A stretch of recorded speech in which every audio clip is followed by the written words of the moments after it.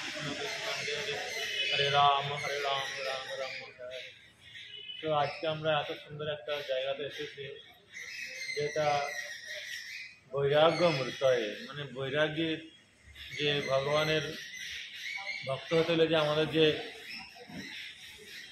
বৈরাগ্য ধারণ করতে হয়, আমাদের সংসারের যেটা আমরা সবসময়তেই আমাদের কী বলে আমাদের আসক্তি থাকে, সেখানে আসক্তি না থেকে যদি আমরা ভগবানের সেই চরম সেবায়, ভগবানের সেবায় আমরা নিয়োজিত থাকতে পারি, তাহলে পরে কী হবে, এই জড় সংসার থেকে আমরা আসক্তি মুক্ত হতে পারবো।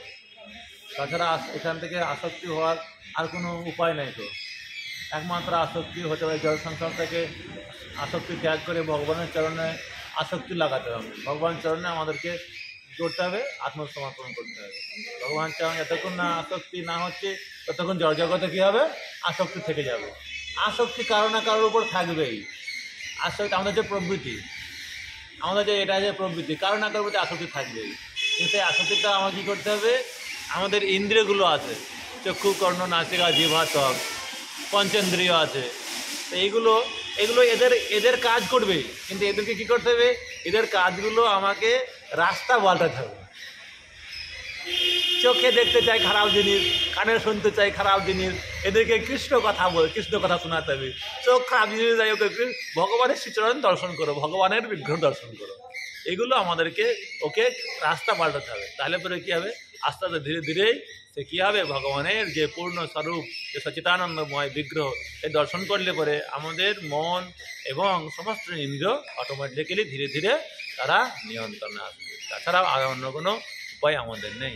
এই জন্য এই ভক্তিবিনোদ ঠাকুর উনি গৃহস্থ থাকা সত্ত্বেও উনি কীভাবে আমাদেরকে শিক্ষা দিয়ে গেছেন আপনারা জানতে পারেন যে উনি মানে একজন মহান বৈষ্ণব, আমাদের আচার্যদের মধ্যে একটা অন্যতম আচার্য, এবং উনি হচ্ছেন আমাদের সিংহগুরু।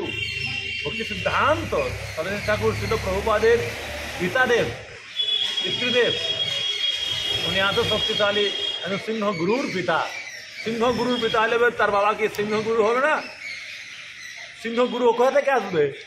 সিংহগুরু কি তাহলে এবারে শিয়ালের পেট থেকে আসবে না?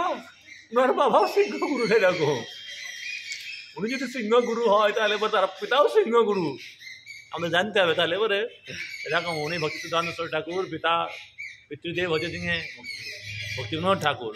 তো আমরা এই গৌড়ীয় আচার্যদের মধ্যে গুরু পরম্পরায় আমরা ওনাদের সবসময়তে আমরা কৃপা প্রার্থনা করি, যাতে আমরা ওনাদের পরম্পরায় থেকে আমরা এই গৌড়ীয় বৈষ্ণবের যে আমাদের সমস্ত কিছু, যে আমাদের আচরণমূল্য শিক্ষা লাভ করতে পারি এবং ভগবানের সেবায় নিয়োজিত হতে পারি।